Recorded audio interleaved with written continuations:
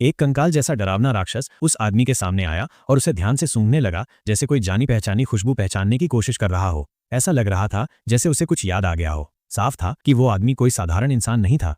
राक्षस ने जब देखा कि सामने वाले का शरीर उसके अपने शरीर से बिल्कुल अलग है, तो वो एक पल के लिए चौंक गया। लेकिन वो अपने कपड़े फाड़ना नहीं चाहता था, इसलिए बिना कुछ बोले तेजी से 10 मीटर दूर चला गया। इसके बाद उस आदमी की डरी हुई आंखों के सामने राक्षस का शरीर बदलने लगा। कुछ ही सेकंड में वो राक्षस एक 60 साल की लड़की में बदल गया, यानी एक ऐसी लड़की जो देखने में जवान थी, लेकिन उसकी आंखों में उम्र का अनुभव झलक रहा था। भाई कियांग को तुरंत समझ आ गया कि ये वही अर्नोल्डोज है। राक्षस ने अपने हाथों पर लगे खून को धोया और फिर भाई कियांग की तरफ देखा। उसने कहा, जल्दी भागो, अगर देर हुई तो बहुत देर हो जाएगी, और भी राक्षस आ रहे हैं।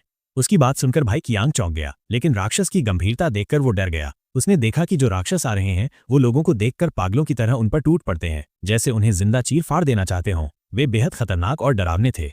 भाई कियांग इतना घबरा गया कि अपने साथियों की भी परवाह नहीं की। वो बिना पीछे देखे भाग गया। हैरानी की बात यह थी कि सैकड़ों लोगों की उस टीम में से सिर्फ वही जिंदा बच पाया। लेकिन वापस पहुंचने के बाद भी उसने हार नहीं मानी। उसने रात के अंधेरे में अपने आदमियों को तोपे खींचने का हुक्म दिया और जंगल की तरफ सीधा हमला करवा दिया। बमबारी इतनी जबरदस्त थी कि पूरी घाटी आग की लपटों में घिर गई। आखिरकार सभी कंकाल राक्षस जलकर राख हो गए। तभी जाकर भाई कियांग ने राहत की सांस ली।